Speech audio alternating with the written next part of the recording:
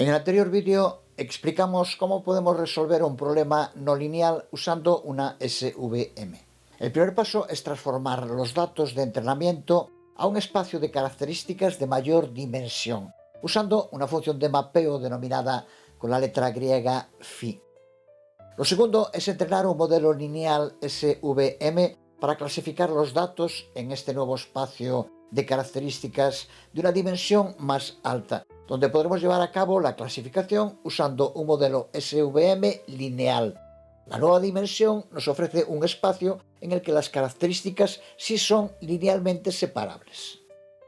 Y por último, usamos de nuevo esa misma función de mapeo phi para transformar esos datos al espacio de características con las dimensiones originales, pero con los nuevos datos que permiten su clasificación no lineal en esa dimensión. Ya dijimos que este enfoque de mapeo para la construcción de nuevas características en una dimensión superior sería computacionalmente muy costoso y cada vez más si aumentamos las dimensiones. Pero eso puede evitarse usando estos kernels, de ahí que también se denomine el truco del kernel, porque logra los mismos resultados pero a un costo mucho más reducido. Vimos en el anterior vídeo que la nueva dimensión en ese supuesto se calculaba mediante la programación cuadrática de las dimensiones ya existentes. No vamos a ver muy en detalle su formulación, pero en la práctica, en un espacio bidimensional que queremos convertir en tridimensional, lo que hacemos es reemplazar el producto escalar de las características bidimensionales por un espacio tridimensional. Pero nos ahorramos el costoso paso de calcular explícitamente este producto escalar entre dos puntos, definiendo en su lugar la llamada función kernel que aquí vemos.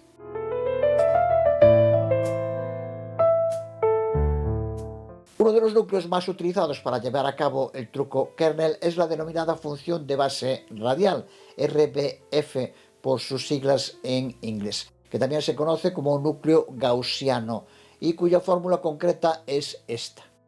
Pero no vamos a profundizar más en el terreno de la formulación y pasamos al de la programación. Ya debemos tener claro el panorama general detrás del truco del kernel. Y desde luego, sí que debemos tener muy claro lo que es un producto escalar, que hemos visto ya en detalle en el curso. Puedes repasarlo en el vídeo 24, entre el minuto 17 y 19 aproximadamente. Pero ahora nos centramos ya en la programación y vemos cómo entrenar una SVM del kernel que sea capaz de dibujar un límite de decisión no lineal que separe bien los datos short que creamos en el anterior vídeo.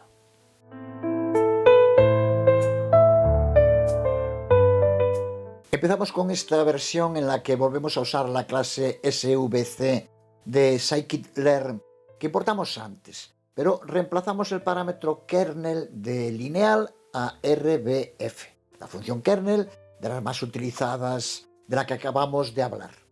Aquí podemos ver en las gráficas separadas que existe una enorme diferencia en el resultado.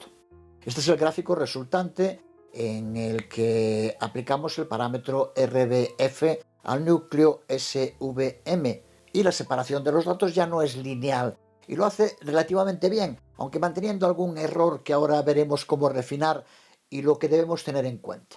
Porque esta elección del kernel en una máquina de soporte vectorial es crucial porque define el espacio de dos características en el que los datos serán separados. Ya sabemos que el kernel RBF de Radial Basis Function es especialmente potente en casos donde la relación entre las clases no es linealmente separable en el espacio original.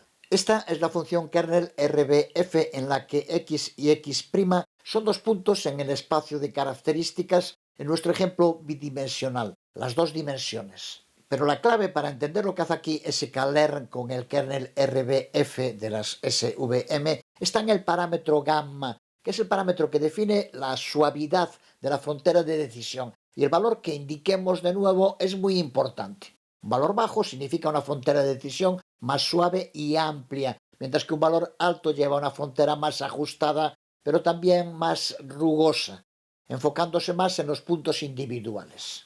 Ya sabemos también que la ventaja de usar estos kernels es que calculan la similitud entre esos dos puntos, x y x', en un espacio de dimensión más alta, pero sin tener que transformar explícitamente cada punto de ese espacio, lo que los convierte en especialmente eficientes y poderosos. Pero vamos a centrarnos ahora en el parámetro gamma, que en este primer ejemplo establecemos en un valor bajo, gamma igual a 0.1. Recuerda de nuevo que ahí le indicamos cómo debe decidir esa frontera de decisión, que en términos técnicos se define como el parámetro de corte para la esfera gaussiana que estamos creando. Así que el valor que le demos a gamma es muy importante y va a depender de los valores con los que estemos trabajando.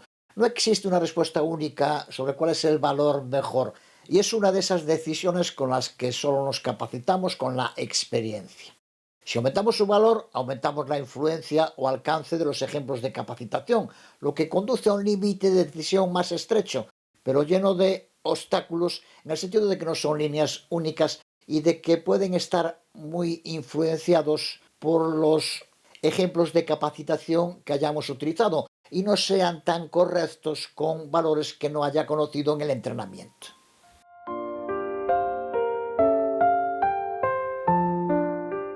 Para entender mejor las consecuencias del valor que le demos al parámetro gamma, vamos a aplicar este mismo kernel RBF a una máquina SVM con el conjunto de datos de las flores iris que llevamos usando desde hace tiempo.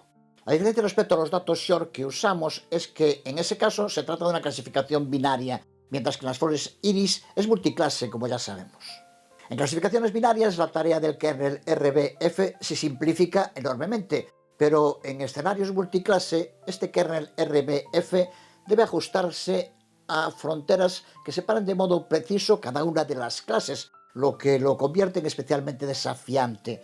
Y el uso de un valor gamma alto puede dar como consecuencia la existencia de auténticas islas, como vemos con el uso de un valor muy alto de gamma 100 en el dataset iris. Ahora se adaptan de modo aparentemente preciso, pero observa cómo también se muestra el problema del sobreajuste.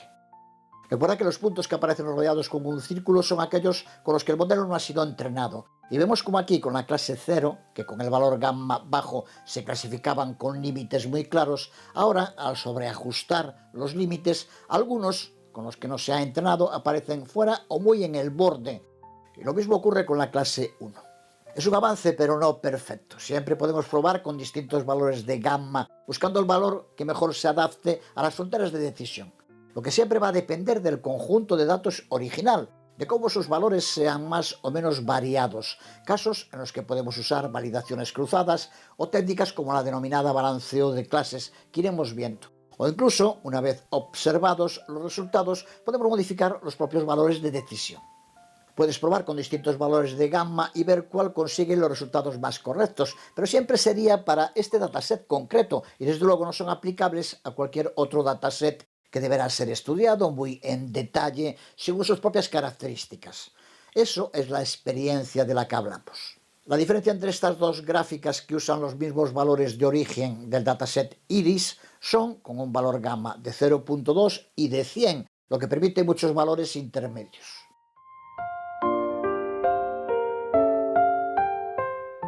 Vemos como en el caso de los datos Shor, un valor de 20 parece separar perfectamente las dos clases, que son linealmente inseparables, como ya sabemos. Pero ten en cuenta que aquí no solo es una clasificación binaria, solo dos clases, lo que las hace siempre más sencillas, sino que además el modelo ha sido entrenado con todos los datos, no hay un grupo de prueba con el que no haya sido entrenado, que ya sabemos que es muy importante.